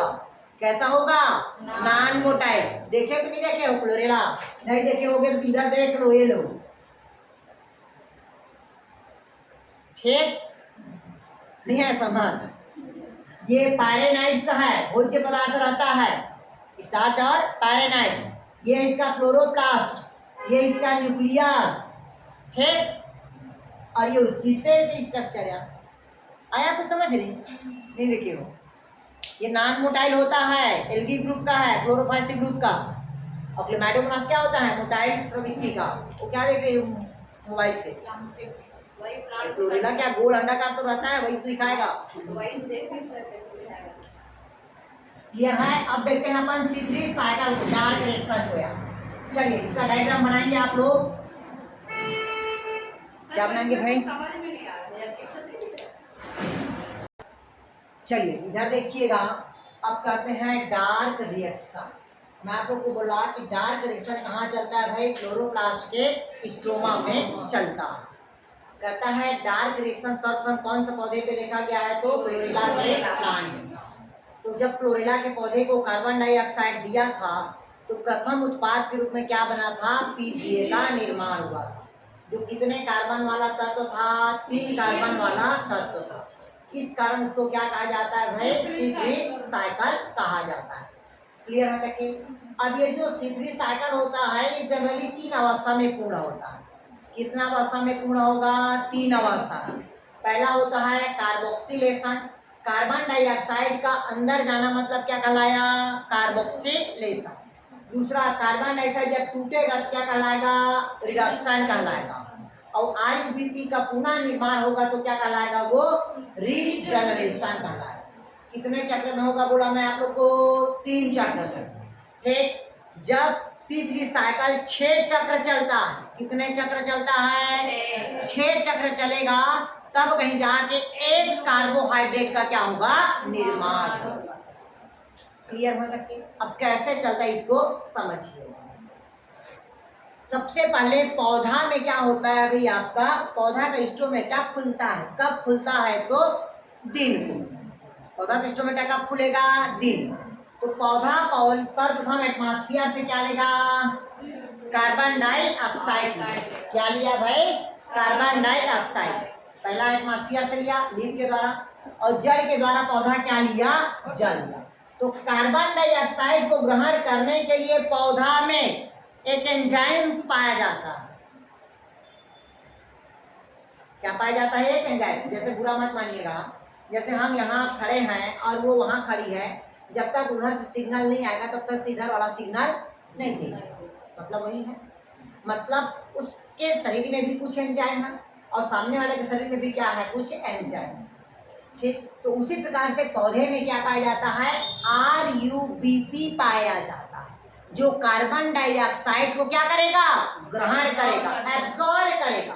कभी कभी क्वेश्चन पूछता है कि C3 साइकिल में कार्बन डाइऑक्साइड को ग्रहण करने के कौन सा एंजाइम पाया जाता है? तो RUBP पाया जाता है।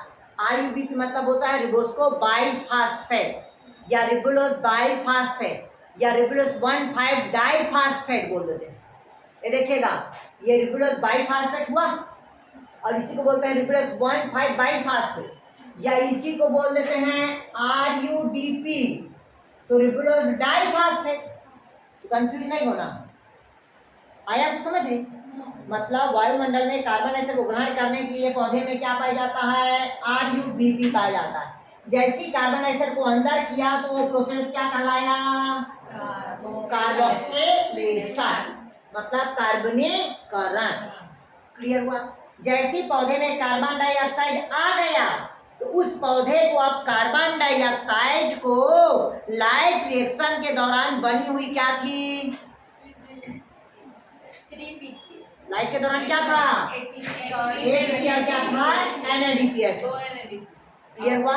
मतलब ध्यान समझिएगा, जैसी पौधा कार्बन डाइऑक्साइड को ग्रहण किया किसकी उपस्थिति में? RUBP में, तो किसका निर्माण किया?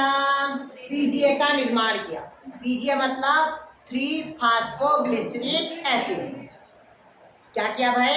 3 PGA मतलब फास्फोग्लिसरिक एसिड का क्या किया? निर्माण किया। अब इसको क्या करने के लिए रिडक्शन करेंगे? इसको कार्बन डाइऑक्साइड को तोड़ेंगे। जब कार्बन डाइऑक्साइड को तोड़ने की क्रिया क्या कहलाया? रिडक्शन कहलाया। किसकी प्रेजेंट में तोड़ेंगे? ATP और NADPH2। तो एक बार में यहाँ पर कितना ATP गया? 2 ATP। और कितना NADPH2 गया? 2 NADPH2।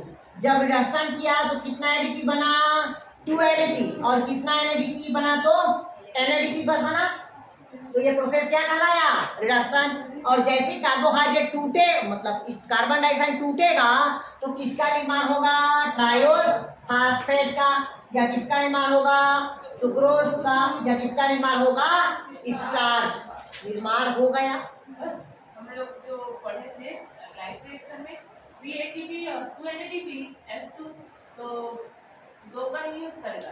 अरे रुकना रे मालिक, बता रहा हूँ ना, पहले समझ दो। 2 ATP यहाँ अंदर घुसा, ठीक, बनाया क्या? ट्रायोस फास्फेट, और क्या बना? सुक्रोज और स्टार्च। अब इस साइकिल को पुनः चलना है। इस साइकिल को क्या करना है? पुनः चलना है। तो पुनः चलने के लिए क्या होगा? रीजनरेशन होगा। और जब पुनः साइकिल चलेगा तो पुनः एक ATP का क्या करेगा? उपयोग करेगा। और क्या बनाएगा? ATP बाहर निकालेगा और क्या बनाएगा? RUBP बनाएगा। मतलब समझिएगा, एक बार जब साइकिल चला तो 2 ATP यहाँ उपयोग किया, 1 ATP यहाँ उपयोग किया। एक बार में कितना ATP का उपयोग किया? 3 ATP का। एक बार में कितना NADPH2 का उपयोग किया? 2 NADPH2 का उपयोग किया। कितना? 2 NADPH2। कितने साइकिल में? एक बार में। और ये कितने बार साइकिल चलेगा बोला मैं आप लोग को? 6 बार। जब 6 बार साइकिल चलेगा तब कार्बोहाइड्रेट के एक मॉलिक्यूल्स का क्या करेगा, वो निर्माण करेगा। तो अब लिख लो 6, तो 6 किया कितना लेगा, 18 एटीपी का उपयोग करेगा। क्या करेगा, उपयोग करेगा। किसको, निर्माण के लिए, एक कार्बोहाइड्रेट। उसी प्रकार से कितना NADPH2 लिया, 2 NADPH2, तो कितना लिया, 6, तो कितना हो जाएगा 12 NADPH2। और हुआ कि नहीं हुआ रे, नहीं आया समझ। तो टोटल एक कार्बोहाइड्रेट बनाने के लिए टोटल डायरेक्ट और इनडायरेक्ट रूप से कितने एटीपी का उपयोग करेगा, डायरेक्ट और इनडायरेक्ट बोला, इसको समझिएगा। डायरेक्ट कितना एटीपी बना था, 18 एटीपी। एक NADPH2 बराबर, एक NADPH2 बराबर कितना एटीपी होता है, 3 एटीपी। तो कितना है यहाँ पर से, तो 6 दिया, यहाँ पर कितना है, 12 होगा ना, 2 है तो कितना हो जाएगा 12, तो 12 में कितना हो जाएगा 3, तो 12 दिया कितना होगा 36 और 18 कितना हुआ, मतलब एक कार्बोहाइड्रेट निर्माण के लिए कितना एटीपी की आवश्यकता होती है, 54 एटीपी। अब क्वेश्चन पूछा आपसे, पहले समझिएगा, एक कार्बोहाइड्रेट के निर्माण के लिए डायरेक्ट कितना एटीपी का उपयोग करेगा, डायरेक्ट 18, इनडायरेक्ट 36, टोटल 54। नहीं आया समझ, ध्यान से समझिएगा, हम पहले बता रहे हैं, बहुत कंफ्यूज करता है बाबू। ठीक, इधर पहले अच्छे समझे, पहले समझ लो पहले। अरे भैया मैं आपको डायरेक्ट प्रपोज किया तो डायरेक्ट प्रपोज हुआ, मैं बोला नीतू को, यार नीतू मेरा उससे बात कराना है यार, तो वो क्या हुआ, इनडायरेक्ट हुआ। नहीं आया समझ, नहीं आया लगता, क्लियर हुआ है तक के। और हम दोनों मिलकर प्रयास किए तो 54 एटीपी बना। नहीं आया समझ, इधर समझिएगा। सबसे पहले कहता है C3 साइकिल। C3 साइकिल को सर्वनाम किसने दिया था, बतला था मैं आप लोग को, बेल्विन और कैल्विन। कौन सा पौधे में देखा, क्लोरेला के पौधे में। पौधे को क्या दिया, कार्बन दिया। कितने कार्बन दिया, कार्बन 14 दिया। तो जब कार्बन 14 दिया तो पौधा कार्बन को क्या किया, एक्सेप्ट किया और किसका निर्माण किया, PGA का निर्माण किया, जो कितने मॉलिक्यूल्स वाला है, 3 मॉलिक्यूल। कितने कार्बन वाला है, तो 3 कार्बन वाला। क्लियर है तक के। अब जो C3 साइकिल होगा ये कितने मतलब कितना स्टेज में कंप्लीट होता है, 3 अवस्था में। पहला कार्बोक्सिलेशन, दूसरा रिडक्शन, तीसरा रीजनरेशन। तो पौधे में कार्बन डाइऑक्साइड को ग्रहण करने के लिए प्लांट में क्या पाया जाता है, RUBP। तो RUBP कार्बन डाइऑक्साइड को एक्सेप्ट किया तो कौन सा क्रिया कहलाया, कार्बोक्सिलेशन। कार्बन के अंदर आना क्या कहलाया, कार्बोक्सिलेशन। और जब कार्बोक्सिलेशन हुआ तो कौन सा उत्पाद बनेगा, PGA बना। अब PGA का और कार्बन डाइऑक्साइड का क्या होगा, रिडक्शन होगा, क्योंकि कार्बन डाइऑक्साइड तो अंदर आ गया, टूटा है क्या, नहीं टूटा है। अब कार्बन डाइऑक्साइड क्या होगा, टूटेगा। तो कार्बन डाइऑक्साइड को टूटना मतलब क्या कहलाया, रिडक्शन। कार्बन डाइऑक्साइड को तोड़ने के लिए कितना एटीपी की रिकॉर्ड होती है, 2 एटीपी। और कितना NADPH2 की साथ, तो 2 NADPH2। बनाया क्या, ट्रायोज फास्फेट या सुक्रोज बनाया, या क्या बनाया, स्टार्च। इस साइकिल को पुनः चलना है तो साइकिल को चलने के लिए क्या होगा, रीजनरेशन। और पुनः चलाने के लिए कितना आवश्यकता होती है, ATP का। और बनाया क्या, RUBP। और क्या बाहर निकाला, ADP। ये हुआ।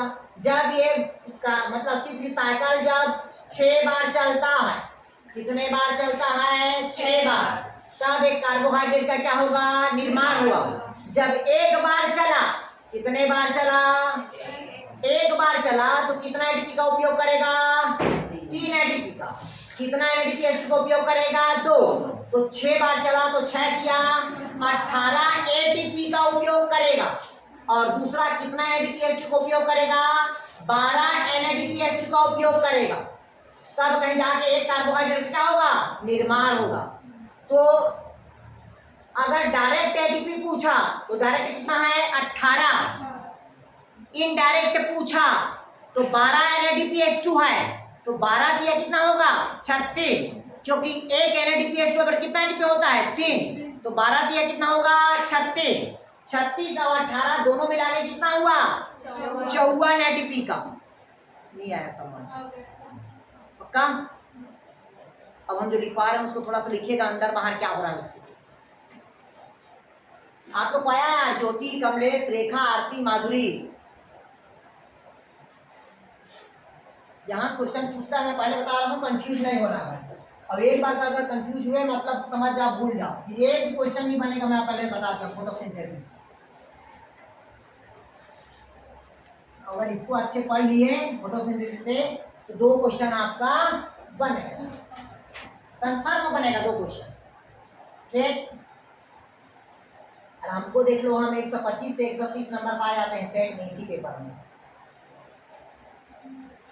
125 से 130 नंबर पाते हैं हम अपने पेपर में। सर तो और 150 में तो क्वालिफाई नहीं होता। ठीक, और सेकंड पेपर में हम कितना पाते हैं? एक बार पाए थे 22, एक बार पाए थे 18, एक बार पाए थे 16। ठीक, अभी तक के हमारा हाईएस्ट है कितना? 132 नंबर पाए हम, 4 बार दिलाए हैं सेट को। सेकंड पेपर में ना सर? सेकंड पेपर में हम 22, 18, 16 मतलब 10 क्वेश्चन, 12 क्वेश्चन, 8 क्वेश्चन होता है हमारा सही। कभी हम जीवन में पढ़े नहीं, अभी उसी को ज्यादा फोकस कर रहे हैं, तो मन में ये डर लगता है कि ये भगवान सेकंड पेपर कम ना हो जाए। ऐसा है तो आपके दिमाग में तो सेकंड पेपर में कितना नंबर लाना रहता है? अरे दोनों मिला के कम से कम हम 149.152 में गए हैं। ठीक है, टारगेट कितने का रहता है? पॉइंट हर हमेशा कटअप अलग अलग रहता है ना यार, परसेंट के बेस परसेंटेज बेसिस कटअप अलग अलग हो जाता है ना यार। अनुमान लगा लो, हम एक बार टारगेट लगा लो 100 हमको 65 तक के लाना है, 165 70 लाओगे तब हो जाएगा, 155 तक के आ जाएगा, उतना में सिलेक्शन हो जाएगा। ठीक, इधर समझिए, डायरेक्ट रिएक्शन में क्या होता है मैं पहले बताया था, एक तरफ लिखेंगे अंदर और एक तरफ क्या लिखते हैं भाई? बाहर। ये समझिएगा इसको, एक तरफ क्या हमारा अंदर और एक तरफ हमारा क्या है बाहर। अंदर क्या लिए थे यार? 18 एटीपी लिए थे ना। तो क्या बाहर निकाले थे भाई? 18 एडीपी निकाले थे, और निकाले कि नहीं निकाले हो? अंदर क्या लिए हो? 12 NADPH2 लिए हो भाई। कितना निकाले? तो 12 NADP निकाले या निकाले ना यार। और कितने कार्बन डाइऑक्साइड लिए? 6 कार्बन डाइऑक्साइड। तो कितना निकाले? एक कार्बोहाइड्रेट निकाले या 1 ग्लूकोज। और निकाले कि नहीं निकाले? ठीक, यही तो बना भाई आपका। नहीं है समझ आ? अब इसमें एक NADPH2 बराबर 3 ATP होता है, तो यहाँ पास कितना है? 12 NADPH2 गुणित कितना हो जाएगा? 3, तो 12 दिया कितना हुआ? 36 ATP। तो यहाँ पास देखिएगा 36 ATP किसका था? NADPH2 का था, जो क्या था? इनडायरेक्ट का है। अब 18 क्या है आपका? डायरेक्ट का है। तो टोटल एक कार्बोहाइड्रेट के बनाने पे कितना एटीपी आवश्यकता होती है? 54 एटीपी। चलिए इसको लिख लो भाई।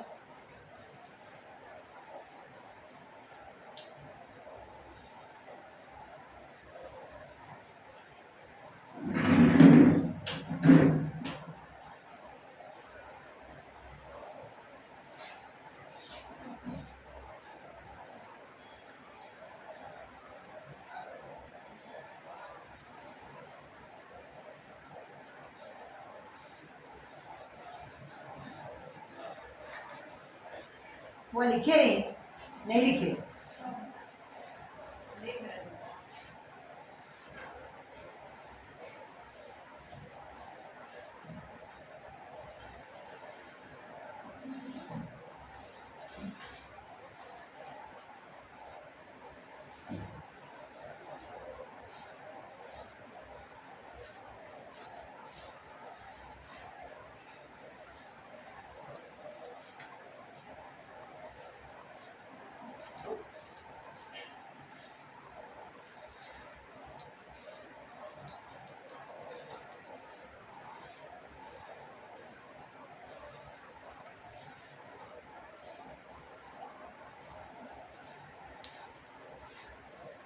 हो गया, समझा दें हम?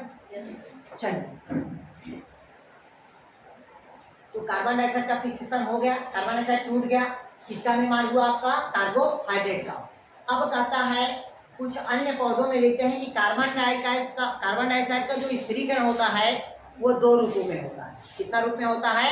दो रूप में। एक होता है आपका कौन सा कहता है अभी आपका C4 साइकिल, और दूसरा कौन होगा आपका कैम्प साइकिल। तो आप हेडिंग डालिएगा आपको C4 साइकिल।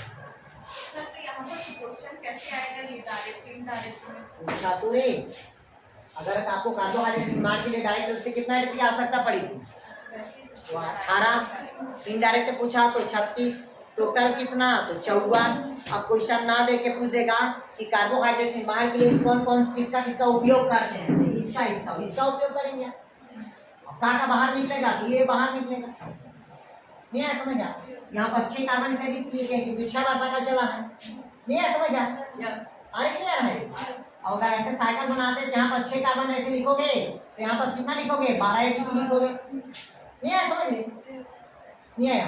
यहाँ पर कितना ATP लिखोगे? 12 ATP लिखोगे। यहाँ पर कितना? 6 ATP लिखोगे। अरे नहीं आ रहा है, बढ़ाते जाना है यार। सर मैं ये सोच रही थी जैसे एक कार्बोहाइड्रेट बनाना है, एक कार्बोहाइड्रेट बनाना है, एक कार्बोहाइड्रेट बनने के लिए पूरा 18 ATP लगेगा।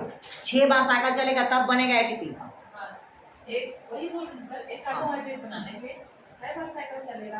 हाँ। तो वो रीजनरेशन जो है वो 5 बार होना चाहिए ना, 6 बार से हम 6 बार होगा ना भाई, देख रहे हैं। 6 बार होगा ना यार, कैसे कर रहे हो? चलिए हेडिंग डालेंगे आप लोग C4 साइकिल। इसको अच्छे से पढ़ेंगे भाई, यहाँ से भी क्वेश्चन आता है, मतलब फोटोसिंथेसिस कम से कम एक दो क्वेश्चन आता ही है। तो सबसे पहले देखिएगा क्या टॉपिक लिखा है भाई आपका C4 साइकिल। इसका मतलब समझिएगा C4 साइकिल क्या है। सर्वप्रथम जो नाइट्रोजन का स्थिरीकरण होता है वो केल्विन साइकिल पे ही होता है। कहाँ होता है? तो केल्विन साइकिल पर, ठीक है। लेकिन C4 कहता है इसको सर्वप्रथम हैच एंड स्लेक साइकिल भी कहा जाता है। हैच एंड स्लेक साइकिल कहा जाता है, ठीक। अब ये जो C4 साइकिल होगा ये भी क्लोरोप्लास्ट के कहाँ होगा? तो स्ट्रोमा पे होगा। क्या होगा भाई? स्ट्रोमा में। और C4 साइकिल में भी कार्बन डाइऑक्साइड को ग्रहण करने के लिए, इसको ग्रहण करने के लिए, कार्बन डाइऑक्साइड को ग्रहण करने के लिए इसमें PP पाया जाता है। क्या पाया जाता है? PP। PP मतलब होता है फास्फो इनॉल पैरविक एसिड। क्या पाया जाता है अभी आपका? फास्फो इनॉल पैरविक एसिड पाया जाता है। क्लियर हुआ? ध्यान समझिएगा। क्या बोला मैं आप लोग को? C4 साइकिल मतलब कहाँ होगा? क्लोरोप्लास्ट के स्ट्रोमा पे। जबकि कार्बन डाइऑक्साइड ग्रहण करने के क्या पाया जाता है? PEP पाया जाता है। और इस कार्बन डाइऑक्साइड को तोड़ने के लिए, इस कार्बन डाइऑक्साइड को तोड़ने के लिए पौधे में क्या बनता है लाइट रिएक्शन के दौरान? ATP, और दूसरा है क्या? NADP acid. इन दोनों का क्या करता है? उपयोग करता है। तो किसका निर्माण होता है? कार्बोहाइड्रेट का। जब कार्बन डाइऑक्साइड टूटता है तो प्रथम उत्पाद के रूप में, कौन सा उत्पाद के रूप में? प्रथम उत्पाद के रूप में क्या बनता है? OAA मतलब ऑक्सैलो एसिटिक एसिड, या क्या बनेगा? मैलिक एसिड, या क्या बनेगा? Aspartic acid. ये सभी कितने कार्बन वाला तत्व था? 4 कार्बन वाला तत्व था। इस कारण इस साइकिल को हम क्या कहेंगे? C4 साइकिल कहेंगे। ध्यान से समझिएगा, ध्यान से समझिएगा। कहता है कि कार्बन डाइऑक्साइड का स्थिरीकरण कहाँ होता है? तो केल्विन साइकिल में होता है।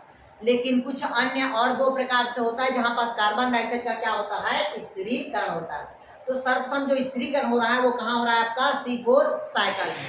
C4 साइकिल को सर्वप्रथम किसने दिया था? हैच एंड स्लेग नामक वैज्ञानिक ने दिया था। इस पौधे में कार्बन डाइऑक्साइड को ग्रहण करने के कौन सा एंजाइम पाया जाता है? पीईपी पाया जाता है। जैसे ही कार्बन डाइऑक्साइड को ग्रहण करता है तो 4 कार्बन वाला तत्व का क्या होता है? निर्माण होता है। तो 4 कार्बन वाला तत्व कौन किसका किसका निर्माण होगा? या ऑक्जेलो एसिटिक एसिड बने, या मैलिक एसिड बने, या एस्पार्टिक एसिड। ये कितने कार्बन वाला तत्व है? 4 कार्बन वाला तत्व। क्लियर है तक के? जैसे ही 4 कार्बन तत्व का निर्माण होता है तब कहीं जाके लाइट रिएक्शन के दौरान बनी हुई क्या था? एटीपी। दूसरा क्या है? एनएडीपी। इन दोनों का क्या करेगा? उपयोग करेगा। तब कहीं जाके कार्बोहाइड्रेट का क्या होगा? निर्माण होगा। क्लियर हो तक के? तो डाउट कहीं पास? अब कहता है कि जो C4 साइकिल होता है इसमें विशिष्ट कैरेक्टर पाई जाती, स्पेशल कैरेक्टर पाई जाती, जिसको कहते हैं क्रेंज एनाटॉमी कहते हैं। अब उसको समझिएगा C4 साइकिल को, पहले लिख लीजिएगा फिर समझिएगा। अभी हम चार्ट नहीं बनाए हैं, अभी केवल पॉइंट पॉइंट पढ़ाए हैं। अब कहता है कि C4 साइकिल में स्पेशल कैरेक्टर पाया जाता है। कौन सा कैरेक्टर पाया जाता है भाई? Special character. तो स्पेशल कैरेक्टर में पहला होता है क्रेंज एनाटॉमी। जैसे कि मान लीजिएगा नीतू में अगर 10 तो बुराई है तो 1 तो अच्छाई भी। नहीं ऐसा? पहला नीतू अभी देखिएगा लोअर टी शर्ट पहनी और घर जाके साड़ी पहनती, ठीक? मतलब इसी व्यक्ति का कितना रूप देखने को मिल रहा है आपने को? 2 रूप दिख रहा है। मतलब हर एक प्लांट में किसी प्लांट में क्या पाया जाता है? क्रेंज एनाटॉमी पाया जाता है। तो क्रेंज एनाटॉमी क्या है समझिएगा। जैसे ये पौधे का क्या हुआ? पत्ती है। ये पौधे का क्या हुआ? पत्ती है। और पौधे के पत्ती में ये जो आपको ऐसे दिख रहा है ना, ये बाहर की तरफ, ये ठीक बाहर की तरफ दिख रहा है, उसमें ऐसे पिगमेंट्स हैं जिसको कहते हैं क्लोरोफिल का पिगमेंट्स है। क्या कहेंगे भाई आपका? क्लोरोफिल। तो क्लोरोफिल प्रेजेंट है मतलब वो कौन सी सेल होगा? कौन सी सेल होगा रे? मेसोफिल का सेल होगा। तो मेसोफिल के सेल में क्लोरोप्लास्ट क्या रहेगा आपका? प्रेजेंट रहेगा। क्लोरोफिल क्या रहेगा? प्रेजेंट, जिसको कहते हैं पैलिसेड या खम्भ कोशिका बोलते हैं। क्लियर हुआ? तो बाहर की तरफ कौन सी कोशिका देखने को मिला? मेसोफिल का सेल्स। क्लियर हुआ? अंदर की तरफ बंडल शिप था। अंदर की तरफ क्या था? बंडल शिप था। तो एक ही पौधे पत्ती में 2 प्रकार की संरचना देखने को मिला और ये दोनों प्रकार की संरचना है। इस कारण इसको क्या कहेंगे? क्रेंज एनाटॉमी। अगर क्वेश्चन पूछा क्रेंज एनाटॉमी क्या है तो बाहर की तरफ मेसोफिल का सेल और अंदर की तरफ क्या रहेगा?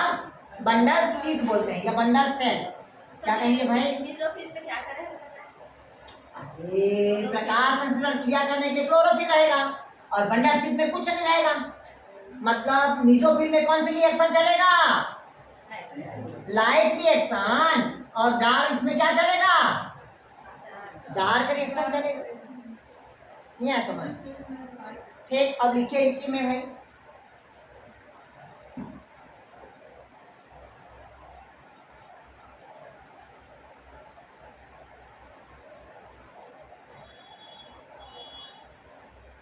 इधर समझिए। आप इधर ध्यान समझिएगा, हम पहले बता रहे हैं, इधर ध्यान समझिएगा। मतलब कहता है कि मेसोफिल सेल्स में क्या कहता है भाई? मेसोफिल सेल्स में छोटा तथा ग्रेना युक्त क्लोरोप्लास्ट होगा। मतलब इसमें जो ग्रेना होगा वो छोटा रहेगा। ग्रेना क्या रहेगा? स्मॉलेस्ट रहेगा। और बंडल शीथ में क्लोरोप्लास्ट क्या रहेगा आपका? लार्जेस्ट रहेगा। लेकिन ग्रेना क्या रहेगा? एब्सेंट रहेगा। केवल क्या प्रेजेंट रहेगा? स्ट्रोमा। मतलब एक ही कोशिका का 2 अलग अलग रूप देखने को मिला। एक में ग्रेना प्रेजेंट है और एक में क्या है? स्ट्रोमा प्रेजेंट है। नहीं आया समझ? नहीं आया समझ? नहीं आया क्या भाई? दोनों प्रेजेंट होना चाहिए क्लोरोप्लास्ट में, ग्रेना भी होना चाहिए और स्ट्रोमा। तो यहाँ पास एक में क्या है? ग्रेना बस है और दूसरा में क्या है? केवल स्ट्रोमा। नहीं आया समझ? नहीं आया? और का वो इधर देखिए पहले, ये क्रेंच एनाटॉमी हुआ। बाहर की तरफ क्या बताया, मेसोफिल की सेल है, अंदर की तरफ क्या है, बंडल शीथ है। तो अंदर की तरफ जो बंडल शीथ है उसमें ग्रेना क्या है, मान लो बड़ा, ठीक, क्या है भाई, ग्रेना बड़ा है, लेकिन नॉन वर्किंग है। क्लियर हुआ। बाहर की तरफ ग्रेना छोटा, ग्रेना क्या है, छोटा है लेकिन वर्किंग है। आया समझ, मतलब एक ही कोशिकाओं में क्लोरोप्लास्ट का दो रूप देखने को मिलता है। क्लोरोप्लास्ट में कितना रूप देखने को मिलता है, दो रूप देखने को मिलता है। इस कारण इसे क्या कहेंगे, क्रेंच एनाटॉमी, या इसी को कहते हैं क्लोरोप्लास्ट का डाइमॉर्फिज्म कहेंगे। क्वेश्चन इसको लिखेगा, क्लोरोप्लास्ट को डाइमॉर्फिज्म बोलते हैं।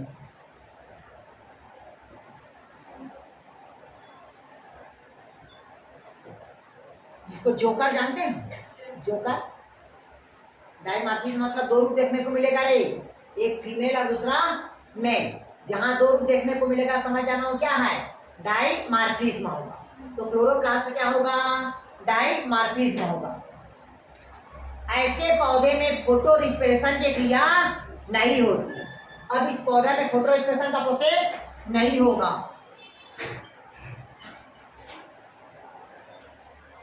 फोटो रेस्पिरेशन मतलब समझते हो कि श्वसन की क्रिया इस पौधे में नहीं होगा। क्लियर बात है क्या। अब इसमें कहता है कि प्रकाश संश्लेषण की दर C3 पौधे की तुलना में C4 पौधे में क्या होता है, अधिक गुना होता है। इसमें फोटोसिंथेसिस का दर क्या होगा, अधिक होगा।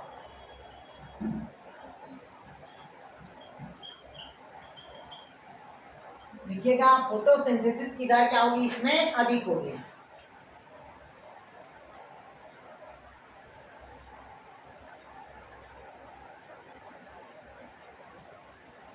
तो यहाँ तक के डायग्राम बना दूं मैं इसको, डायग्राम के थ्रू समझेंगे तो अच्छा समझ आएगा आपको क्या, ठीक है।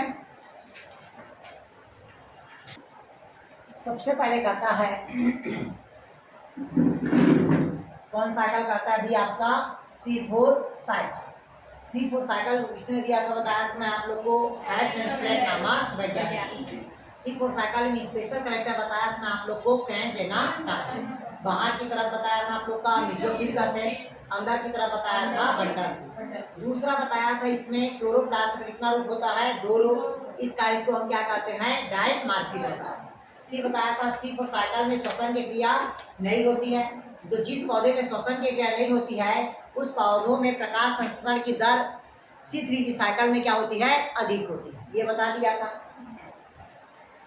सबसे पहले कहता है एटमॉस्फेयर में क्या रहता है, कार्बन डाइऑक्साइड। जैसे दिन को, तो आपको पता है भाई, दिन को पौधा का स्टोमेटा क्या होता है, ओपन होता है। पौधा का स्टोमेटा क्या रहता है, दिन को ओपन रहता है। जैसे दिन को ओपन रहता है तो पौधा कार्बन डाइऑक्साइड को क्या करेगा, ग्रहण करेगा। तो C4 साइकिल में कार्बन डाइऑक्साइड को ग्रहण करने के लिए कौन सा एंजाइम होता है, PEP, फास्फोइनोल पैरिक एसिड। जैसे ग्रहण किया तो ग्रहण करने के पश्चात कौन सा तत्व बनाएगा, OAA बनाएगा, ऑक्जेलो एसिटिक एसिड बनाएगा। तो पहला कार्बन डाइऑक्साइड का कार्बोक्सिलेशन हुआ।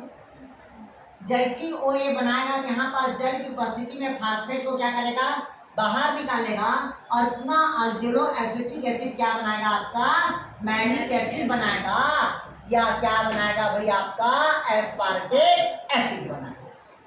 कितने कार्बन वाला तत्व है, तो 4 कार्बन वाला तत्व। पुनः यहाँ पास क्या लेगा, 2 NADPH2 से क्या लेगा, 2 NADP बनाएगा।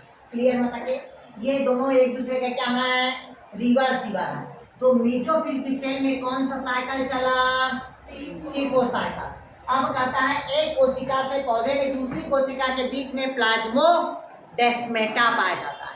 जैसे एनिमल सेल में एक सेल से दूसरा सेल में क्या पाया जाता है, डेस्मोसो, उसी प्रकार से प्लांट सेल में क्या पाया जाता है, प्लाज्मोडेस्माटा। तो ये क्या है भाई, आपका प्लाज्मोडेस्माटा।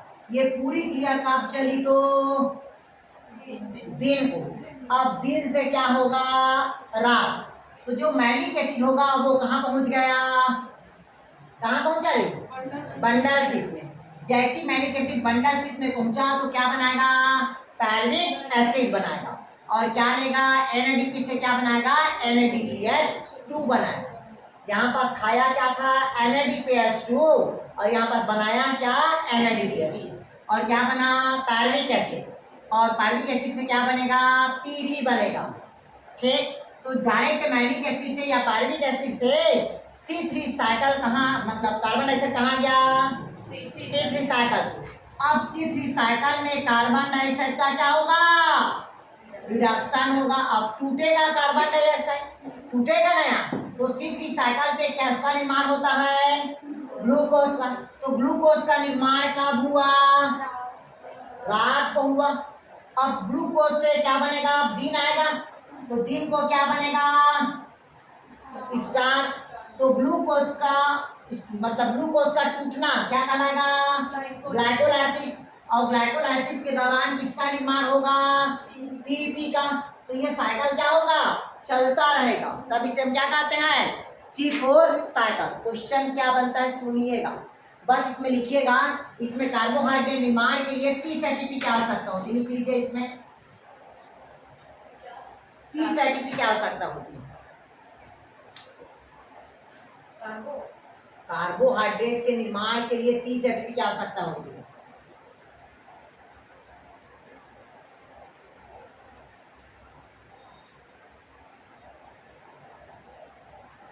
और नीचे लिखिएगा उसी में, बंडल शीट की कोशिकाओं में पिगमेंट सिस्टम सेकंड एब्सेंट होता है।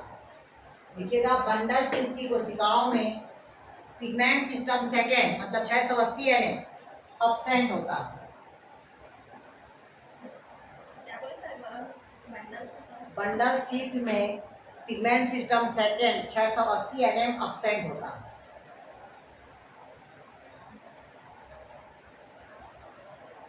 लिखिएगा, अगला पान लिखिएगा, C4 पौधे में कार्बन डाइऑक्साइड की संतुलन बिंदु 2 से 5 pm होता है, 2 से 5 ppm होता है। 2 से 5 कार्बन डाइऑक्साइड का संतुलन बिंदु 2 से 5 ppm होता है। और नोट करके लिखिएगा, कार्बन डाइऑक्साइड में 50 ppm होता है C3 साइकिल में। C3 साइकिल में कार्बन डाइऑक्साइड का संतुलन बिंदु कितना होता है, 50 ppm होता है C3 में। हाँ C3 में, वही पास नोट कर लो।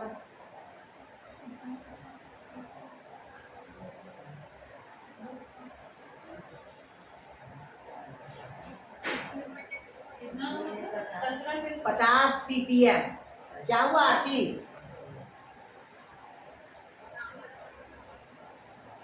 क्लियर में तक के। अब इधर समझिएगा 5 मिनट में।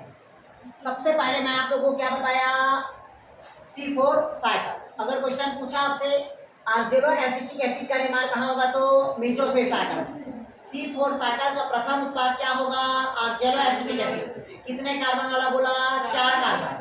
कार्बन डाइऑक्साइड को ग्रहण करने के लिए कहाँ क्या पाया जाता है, तो PP। कार्बन डाइऑक्साइड का ग्रहण कौन सी कोशिका से किया जाता है, तो मेसोफिल सेल से। और C3 साइकिल कहाँ चलता है, तो बंडल शीट में, क्योंकि बंडल शीट में ग्रोना क्या रहेगा, एब्सेंट। ग्रेना क्या रहता है, एब्सेंट। और मेसोफिल में ग्रेना क्या रहेगा, प्रेजेंट। क्लियर में तक के। और इसी पौधे में C4 और C3 साइकिल दोनों चलता है। और इसमें कार्बन से संतुलन बिंदु कम रहेगा। इसमें कार्बोहाइड्रेट निर्माण के लिए कितने एटम की आवश्यकता होती है, तो 30 एटम। इतना ही क्वेश्चन बनता है, ठीक है, इससे और ज्यादा क्वेश्चन नहीं बनता। इससे केवल क्रेंजन एटॉमी बनता है, क्लोरोप्लास्ट का डाइमॉर्फिज्म बनता है, कार्बन डाइऑक्साइड का संतुलन बिंदु बनता है, और दूसरा क्या बनता है आपका, इसमें बंडल शीट मतलब सेकंड पिगमेंट एब्सेंट रहेगा कि प्रेजेंट, तो क्या रहेगा आपका, एब्सेंट रहेगा। कौन कौन सा पौधा आता है, पौधा का नाम लिखिएगा, इसमें लिखिएगा, मक्का, मक्का गन्ना, मक्का गन्ना, क्या क्या लिखिए आप, मक्का गन्ना, साइप्रस, बाजरा। ये कौन सा प्लांट है भैया आपका, C4 प्लांट का। और C3 का बता दिया था, क्लोरेला, सोयाबीन, ये सब क्या है, C3 वाला है। अब अगला लिखिएगा कैम साइकिल। तो कल पढ़ाऊंगा मैं आप लोग को कैम साइकिल को, और पढ़ाऊंगा आप लोग को C2 साइकिल को। फिर ये खत्म हो जाएगा आपका, ठीक, हाँ मतलब परसों।